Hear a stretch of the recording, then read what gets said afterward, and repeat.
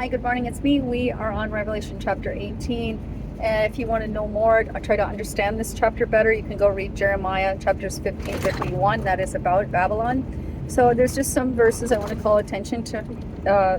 18, the rest of it, I'm not going to go over every verse.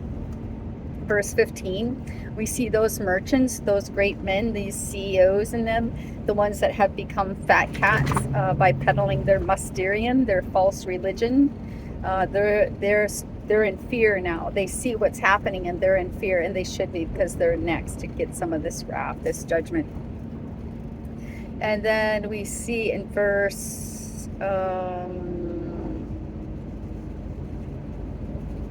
verse 19, to cast dust on one's head is an expression meaning to mourn. So they're like having a pity party going on. They're weeping and wailing, lament. It's Babylon's gone up in smoke. Poof, she's gone. And then we see in verse 20, rejoice over her, thou heaven, and apostles and prophets, for God hath avenged you on her. Vengeance is mine, saith the Lord. So then we're going to go check out verse 22. If you studied the book of Daniel, you remember King Nebuchadnezzar. Do you remember him? It's such a great thing with Nebuchadnezzar. He was a bad guy, right? But he recognized that God had power and authority. He recognized that, he even admitted it.